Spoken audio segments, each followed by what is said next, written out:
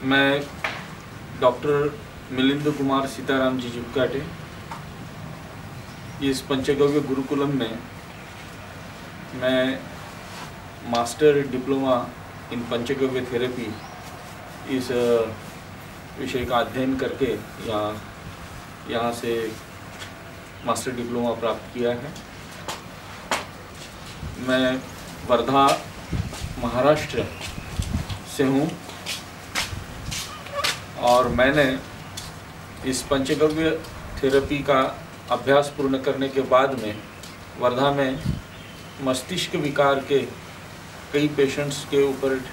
प्रयोग किया तो मुझे ऐसा प्रतीत हुआ कि जो पंचगव्य गोघृत एक अद्भुत औषधि जो यहाँ से मैंने सीख के गई थी, उस औषधि का एक अच्छा प्रयोग प्रैक्टिकल हुआ है, जिसमें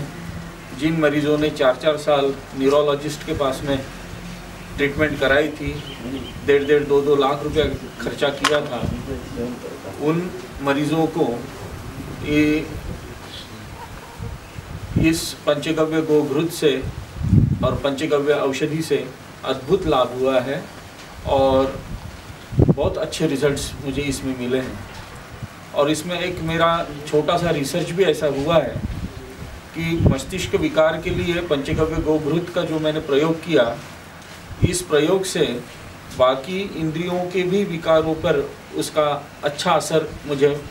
महसूस हुआ, प्रतीत हुआ और मरीज़ों को भी उसमें अधिक तरह से अच्छा लाभ हुआ है। आप हायर लर्निंग इंस्टीट्यूशंस के प्रोफेसर हैं, क्या आपको लगता है कि ये गव्य सिद्ध की पढ़ाई कोई व्यक्ति पूरी तरह से कर ले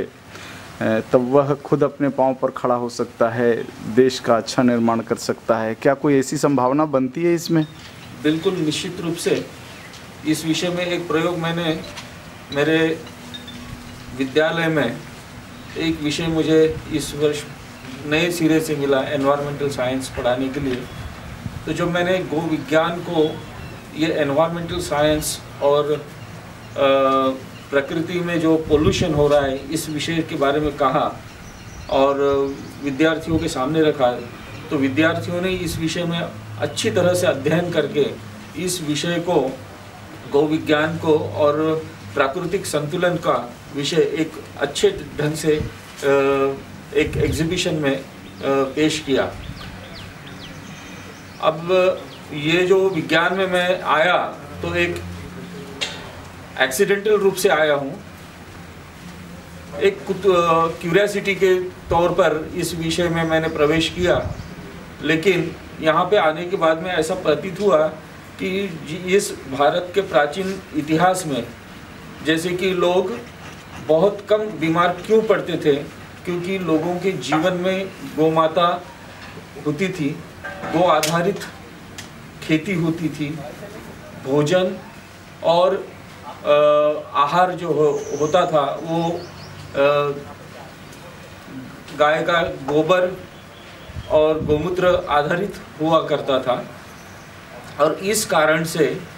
यहाँ के लोग वैसे ही निरोगी रहते थे, क्योंकि पंचगव्यों का सेवन और इस्तेमाल उनके जीवन में नित्य हुआ करता था। तो ये रहस्य जो है यहाँ पे आने के बाद में एक नए सिरे से जब मैंने पढ़ा तो ये पूर्व इतिहास का अवलोकन जब किया तो ये पता चला कि इसका रहस्य जो है कि गाय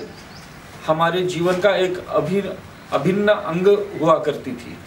और इसी कारण से भारत जो था निरोगी था और अस्पतालों की संख्या यहाँ पे बहुत कम थी, नगण्य थी। केवल कोई आकस्मिक जैसे कि सांप काट दिया, किसी का अपघात हुआ, इसी प्रकार से चिकित्सा हुआ करती थी, लेकिन कोई बीमार पड़ा ऐसी चिकित्सा देखने में बहुत कम पुराने भारत में मिलती थी। धन्यवाद।